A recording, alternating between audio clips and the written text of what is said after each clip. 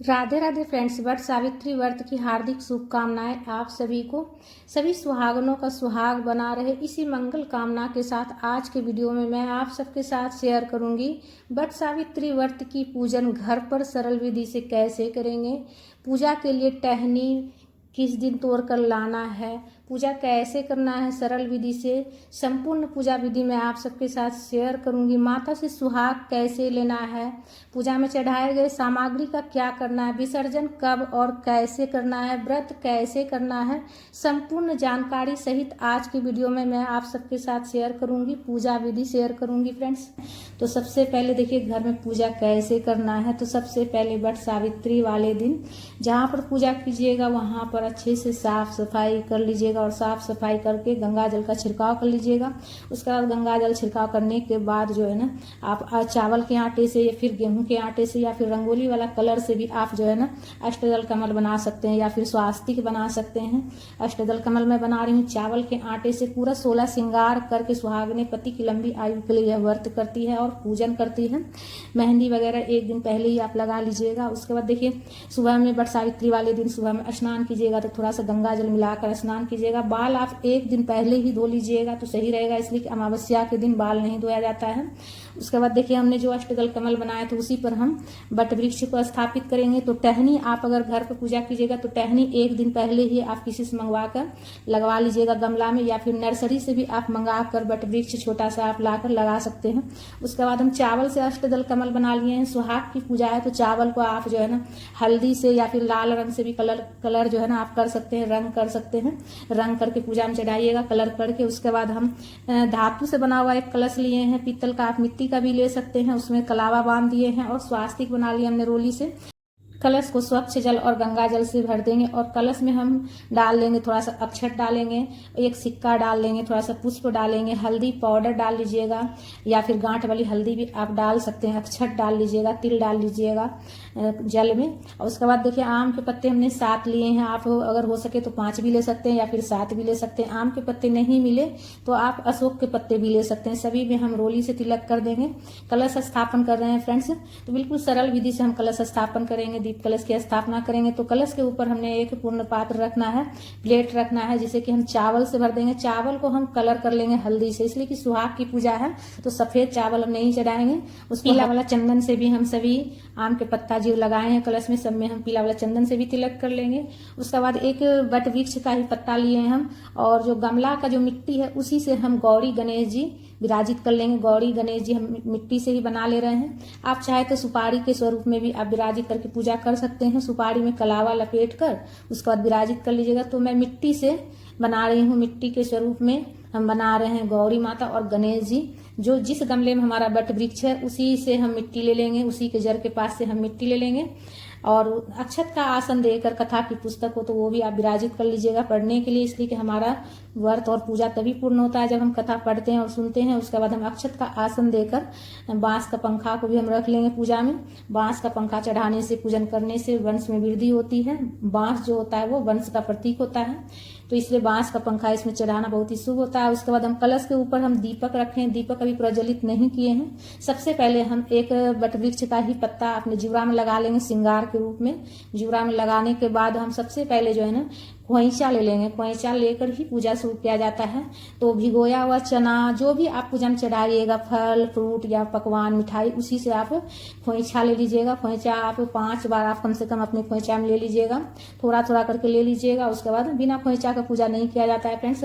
अगर कोई देने वाला नहीं हो तो आप अपने आप से खुद से ले लीजिएगा, या फिर कोई घर में बड़ा हो, आपकी सास हो, जेठानी हो तो उनसे ले लीजिएगा, इसलिए कि खोइचा लेकर पूजा करना बहुत ही शुभ होता है। तो खोइचा ले लीजिएगा आप। उसके बाद खोइचा बांधने के बाद हम उसके बाद देखिए शादी वाला सिंदौरा भी हम पूजा में रखेंगे। शादी वाला सिंदौरा अक्षत का आसन देकर या फिर पुष्प का आसन देकर या फिर किसी कपड़े के ऊपर रखिएगा। शादी वाला सिंदौरा डायरेक्ट फर्श पर नहीं रखिएगा।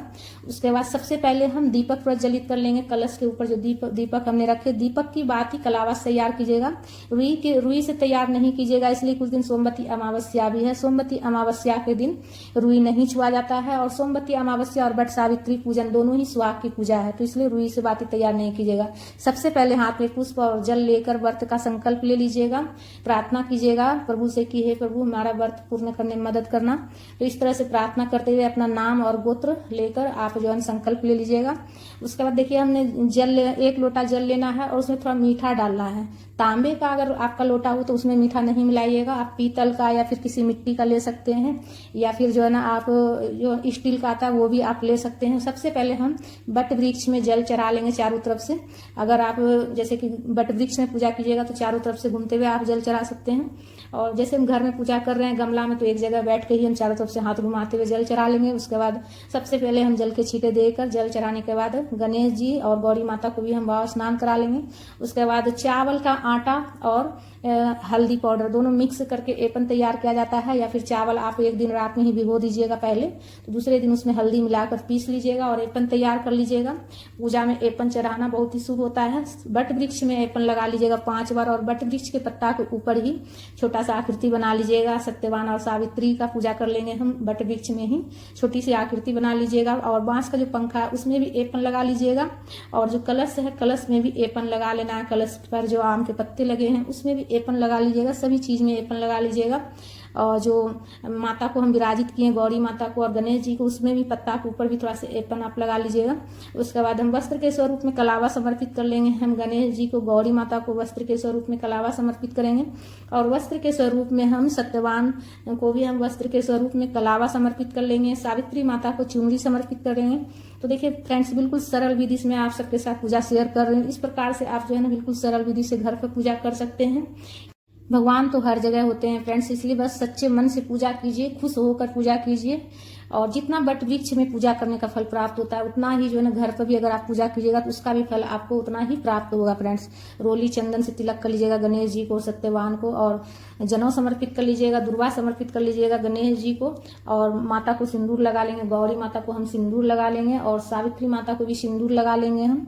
जो पूजा वाला जो सिंदूर होता है ना पीला वाला, वही वाला सिंदूर हम लगा रहे हैं। लाल वाला भी सिंदूर आप लगा सकते हैं।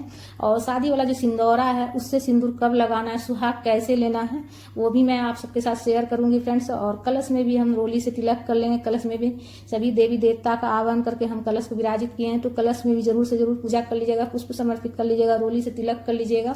लाल रंग का पीला रंग का फूल चढ़ा लीजिएगा। गौरी माता को लाल रंग का फूल चढ़ा लीजिएगा। सावित्री माता को लाल पीला रंग का फूल पूजा में चढ़ाइएगा, इसलिए कि जो है ना सुहाग की पूजा है। लाल पीला रंग जितना ही आप पूजा में इस्तेमाल कीजिएगा उतना ज्यादा अच्छा होगा। तो लाल पीला रंग का चढ़ा लीजिएगा, और हल्दी चढ़ा लीजिएगा। सुहाग की पूजा है, गौरी माता को भी हल्दी चढ़ाइएगा और सावित्री माता को भी। और थोड़ा सा कलावा आप पूजा में जरूर चढ़ाइएगा, जो कि बाद में रक्षा सूत्र हो जाएगा। और बाद में जो है ना दोनों पति पत्नी को रक्षा सूत्र अपने कलाई पर बांधना है, तो रक्षा सूत्र जरूर से जरूर चढ़ा लीजिएगा। पूजा के बाद जब पति पूजन कीजिएगा तो पति को भी बांध दीजिएगा, और फिर पति के हाथ से अपने कलाई पर बंधवा लीजिएगा। और कथा की पुस्तक का भी पूजा कर लीजिएगा। रोली से तिलक कर लीजिएगा, चंदन से तिलक कर लीजिएगा। और माता को सुहाग की सामग्री चढ़ा लीजिएगा। सुहाग की सामग्री में कम से कम आप 5 चीजें चढ़ा सकते हैं। ब्लाउज का पीस और 5 सामग्री आप उस पर रखकर चढ़ा सकते हैं, या फिर आप पूरा 16 श्रृंगार भी चढ़ा सकते हैं, साड़ी पूरा सेट भी चढ़ा सकते हैं। और पूजा करने के बाद सुहाग की सामग्री दान कर दिया जाता है। उसके बाद भिगोया हुआ चना चढ़ाएंगे हम, और जो बड़गुड़े होते हैं ना वो बनाकर चढ़ाया जाता है। अगर हो सके तो बना लीजिएगा, नहीं हो तो देखिए आप बिल्कुल सरल विधि से सिर्फ फल से, अंकुरित चना से और मिठाई से भी पूजा कर सकते हैं। तो मैं बड़गुड़े चढ़ाई हूँ, और फल में मिठाई चढ़ा लीजिएगा, जो भी लड्डू पेड़ा बतासा मिश्री, आप मीठा में कुछ भी चढ़ा सकते हैं फ्रेंड्स। जो भी कीजिए बस सच्चे दिल से खुश होकर पूजा कीजिएगा, इसलिए कि सुहाग की पूजा है तो खुश होना बहुत ही जरूरी होता है। खुशी मन से पूजा करना बहुत ही शुभ होता है, तो खुशी मन से पूजा कीजिएगा। जो भी सीजन का नया फल है, जैसे कि आम, खरबूजा, लीची, जो भी मतलब 2 तरह 5 तरह का भी आप चढ़ा सकते हैं। 2 तरह का भी कम से कम आप चढ़ा लीजिएगा। चना को एक दिन पहले ही भिगो कर रख दीजिएगा कपड़ा में बांध कर, तो अंकुरित हो जाएगा। अंकुरित चना चढ़ाया जाता है। धूप प्रज्वलित करके धूप भी दिखा लीजिएगा। उसके बाद पूजा में कुछ दक्षिणा रख लीजिएगा, इसलिए कि हमारी पूजा में अगर कुछ कमी रहती है तो दक्षिणा रखने से उसकी पूर्ति हो जाती है। बाद में आप जो है दक्षिणा दान कर दीजिएगा। दक्षिणा सुहाग की सामग्री के साथ में कुछ सीधा रखकर आप किसी पंडित ब्राह्मण को आप दान कर दीजिएगा। सुहाग की सामग्री किसी पंडिताइन को दान कर दीजिएगा। उसके बाद फेरी दे दीजिएगा। फेरी देने के लिए कच्चा सूत कलावा से आप फेरी दे सकते हैं। कच्चा सूत जो सफेद वाला रहता है, अगर उससे आप फेरी फेरी दीजिएगा तो उसमें थोड़ा सा आप हल्दी लगा लीजिएगा। बिल्कुल सफ़ेद चीज़ इस्तेमाल मतलब पूजा में नहीं करना है, थोड़ा सा हल्दी आप लगा लीजिएगा उसमें, या फिर आप कलावा से भी फेरी दे सकते हैं। उसके बाद शादी वाला सिंदूरा हम अपने आंचल पर रखेंगे और सबसे पहले गौरी माता को और सावित्री माता को सिंदूर लगाकर उसके बाद हम अपने मांग में सिंदूर लगाएंगे। इस तरह से हम फेरी दे देंगे। जितना धागा है उतना लपेटते हुए आप फेरी दे दीजिएगा। कम से कम 11 बार आप फेरी दे सकते हैं और उससे ज़्यादा आप जो है ना 108 बार भी फेरी दे सकते हैं। अगर आप 108 बार फेरी देते हैं तो सबसे अच्छा रहेगा फ्रेंड्स, ठीक है। और कम से कम जैसे आप 108 नहीं दे सकते हैं तो कम से कम आप 11 बार फेरी दे दीजिएगा। 11, 21, 51 बार आप फेरी दे सकते हैं। तो इस तरह से आप जो है ना कलावा लपेटते हुए फेरी दे दीजिएगा। फेरी देने के बाद उसके बाद हाथ में पुष्प लेकर उसके बाद कथा पढ़ लीजिएगा, इसलिए कि कथा पढ़ने और सुनने से ही हमारा व्रत और पूजा जो होता है वो पूर्ण होता है। व्रत कीजिएगा तो मीठा खाइएगा, उसमें व्रत में जो है ना 1 टाइम मीठा खाया जाता है, तो व्रत कीजिएगा तो 1 टाइम आपको मीठा खाकर व्रत करना है। उसके बाद कथा पढ़ने के बाद जो है हाथ में जो पुष्प रहेगा वो माता के चरणों में हम समर्पित कर लेंगे। उसके बाद आरती कर लेंगे। आरती देखिए आप कपूर से भी कर सकते हैं या फिर दीपक प्रज्वलित करके भी कर सकते हैं। दीपक प्रज्वलित करके करिएगा तो दीपक की बाती कलावा से तैयार कीजिएगा, आप रुई का इस्तेमाल नहीं कीजिएगा, इसलिए कि सोमवती अमावस्या और वट सावित्री पूजन एक दिन ही है और दोनों ही पूजा सुहाग की पूजा है, तो इसलिए आप रुई उस दिन नहीं छूइएगा। अगर सोमवती अमावस्या का व्रत आप नहीं करते हैं तो भी आपको रुई नहीं छूना है उस दिन। कलावा से बाती तैयार करके प्रेम पूर्वक आरती कर लीजिएगा। आरती आप जो है घी से भी कर सकते हैं, दीपक प्रज्वलित कर सकते हैं या फिर तिल के तेल से भी कर सकते हैं। आरती करने के बाद सीधे हाथ में जल लेकर आचमनी कर लीजिएगा। आचमनी करने के बाद शादी वाला जो सिंदूरा रहता है वो माता के चरणों में शादी वाला सिंदूरा से सिंदूर हम माता को हम समर्पित करेंगे, शादी वाला सिंदूरा से। उसके बाद माता से हम फिर लेकर अपने मांग में भरेंगे। तो सुहाग इस तरह से लिया जाता है फ्रेंड्स, माता को समर्पित किया जाता है अपना शादी वाला सिंदूरा से सिंदूर। उसके बाद फिर माता से वापस लेकर अपने मांग में लगाया जाता है फ्रेंड्स। माता से अपने पति की लंबी आयु के लिए प्रार्थना कीजिएगा, उनके दीर्घायु के लिए, अच्छे स्वास्थ्य के लिए प्रार्थना कीजिएगा। उसके बाद जो आम चढ़ाए हैं ना, आम उठाकर उसे जो है ना जल, आम के ऊपर से जल चढ़ाना है वट वृक्ष में, शीतल किया जाता है फ्रेंड्स। आरती करने के बाद जो है ना वट वृक्ष को शीतल किया जाता है, आम के ऊपर से जल चढ़ाया जाता है। उसके बाद जो पंखा चढ़ाया है पूजा में, उस पंखे से सबसे पहले वट वृक्ष को हम हवा करेंगे, प्रेम पूर्वक हवा करना है वट वृक्ष को। बाद में जब घर पर जैसे पति पूजन कीजिएगा ना, तब उस समय फिर पति को हवा करनी है इस पंखे से। पहले वट वृक्ष में हवा की जाती है, उसके बाद पति को हवा की जाती है उसी पंखे से। उसके बाद प्रेम पूर्वक गला मिलना है, वट वृक्ष से गला मिल लेना है। गला आप 5 बार मिल सकते हैं या फिर 7 बार भी गला मिल सकते हैं फ्रेंड्स। और उसके बाद माता से प्रार्थना करना है, सभी देवी देवता से प्रार्थना करना है, पति की लंबी आयु के लिए, उनके उज्जवल भविष्य के लिए प्रार्थना करना है।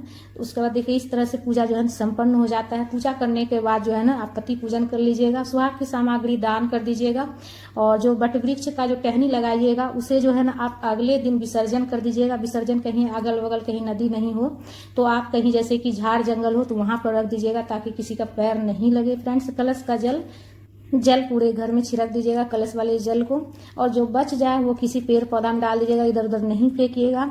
और जो गौरी गणेश जी जो विराजित किए हैं मिट्टी से, उसे मतलब गौरी गणेश जी को उठाकर गमला में ही डालकर आप जल डाल दीजिएगा तो विसर्जन हो जाएगा।